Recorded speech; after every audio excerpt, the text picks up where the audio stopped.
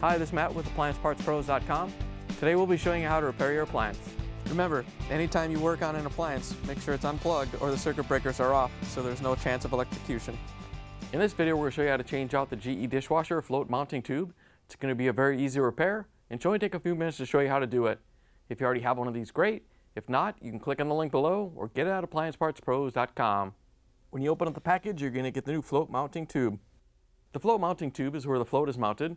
The main reason should be changing it out if it's damaged and the float's not working properly and the dishwasher's overfilling. In order to change the part, we have to open up the dishwasher door. Once you have the door open, we're going to pull out the lower rack. Once you have it out, you can just lift it off and set it aside. In order to get the part out, we have to take out all the sump and filter stuff. So we're just going to reach in and turn this filter, unlock it. Once you have it off, you can pull it out, set it aside. And we're going to take the float out. All you have to do is lift it out. Now we have to take the metal filter out. We're going to reach in and unscrew these screws right here. They're holding the back. Then we can pull the filter out, set it aside. Make sure the little gray piece comes with it. Once you have that out, we're going to reach in with the 1/4" nut driver to take out the screws that holds in the little retainer plate that holds the float mounting tube in place.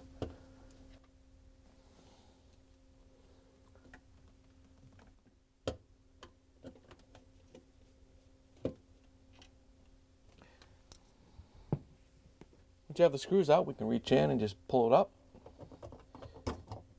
and then separate the two pieces, and we can pull the float mounting tube out of the dishwasher.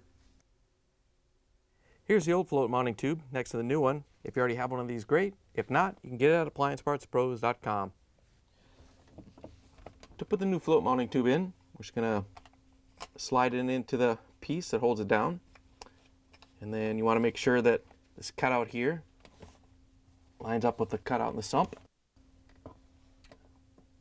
You can push it down into place.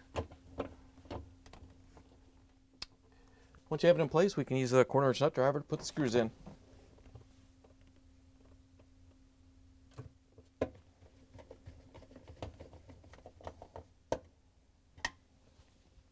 Now we can put the upper piece back in. All you have to do is, same as the white piece, just make sure you line it up with the notch right there and push it down into place. We can put the metal filter back on.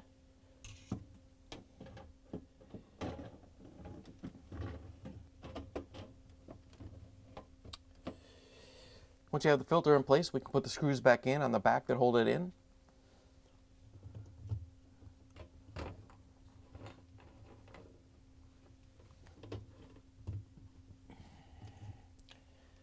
Now we can put the float back in.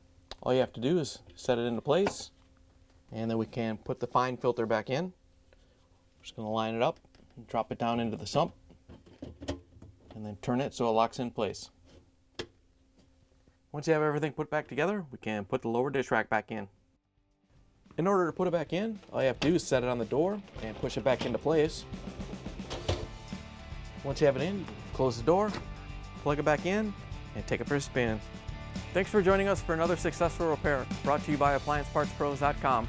Check out our other repair videos on our site, Facebook, and YouTube.